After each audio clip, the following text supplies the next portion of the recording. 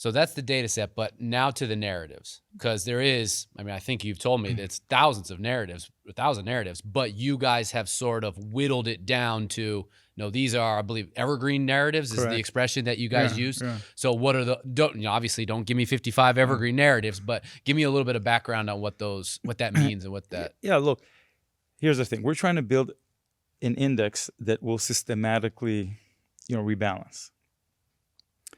So we're going to choose the narratives that are evergreen. Evergreen narratives are these macroeconomic narratives, geopolitical narratives that are always out there, and they come in and out of favor.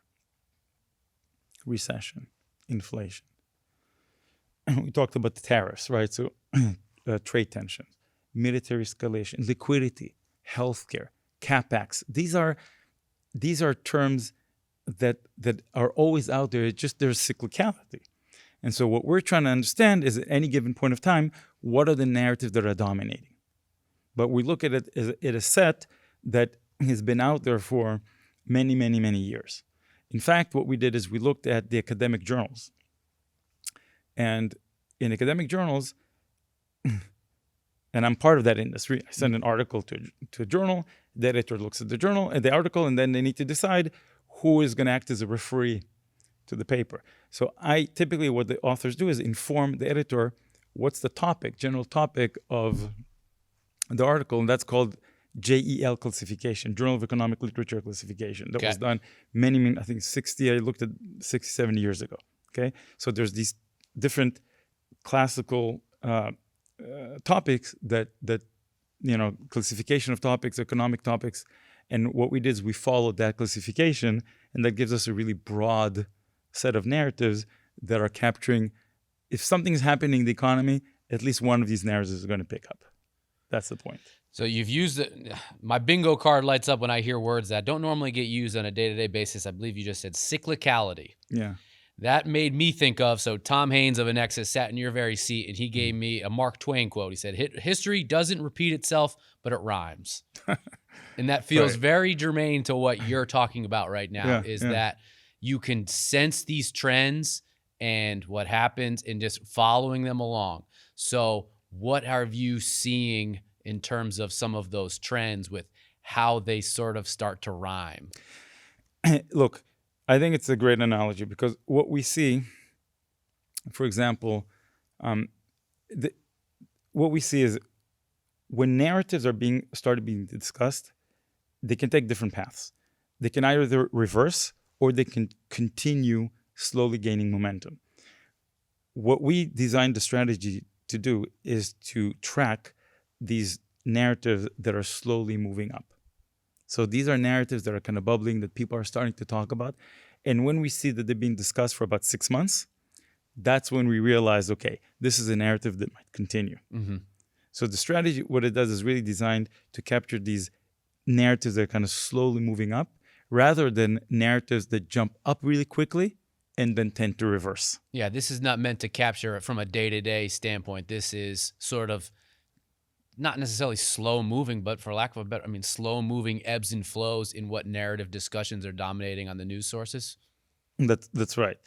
I think Tom's comment is something like, well, sometimes it's, some technological innovation can happen and you can have the internet and then you can have AI, and our terms will capture it because both of these are associated with a lot of capex. Yeah, and they fall under a different umbrella. Exactly. Yeah. So so you're going to have maybe the same narrative capturing two different technological shocks, but the whole point is that we think that the universe of narratives really spans much of the economic trends that are happening in any given point of time.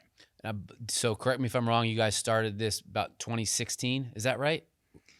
Yeah, so we started... No, not started the whole process. Yeah. So take me back to the basement necessarily. Yeah, so we go about 10 years, 11 years of track record. And so I think one of the big selling points from your vantage point was the long-short component of this. That's right. And that it isn't meant to be used by a day trader to capitalize on what commodity is going to skyrocket because oil prices are, what's going to happen in the oil market tomorrow.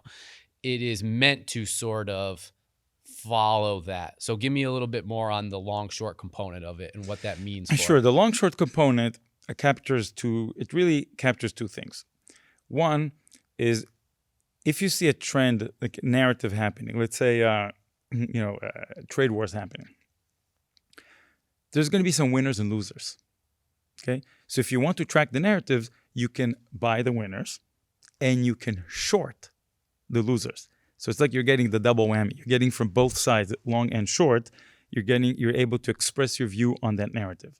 But by going long and short, you're also mitigating market risk.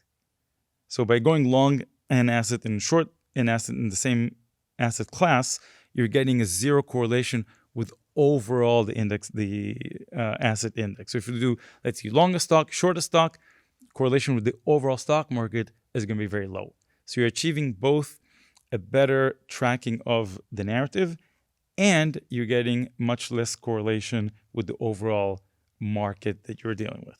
You're talking risk mitigation, but I'm also hearing diversification. And the lack of connection, the lack of correlation to the S&P 500 is a real selling point here. So we achieve that not only by going long short, but we achieve that by also going long short within single name equity, within sectors, within factors, within commodities, within currencies. So by looking at a long short, we express our views about a narrative in all these other asset classes. So in each of them, we're doing long short, and then we average them to get a composite index. So that's going to be two things. It's going to be very low correlation with the market, and there's going to be a lot of diversification there. So the volatility is fairly low. For more impactful conversations, click here. And to subscribe to our YouTube channel, click here. And would it kill you to watch a House Rules? They're great, and they're right here.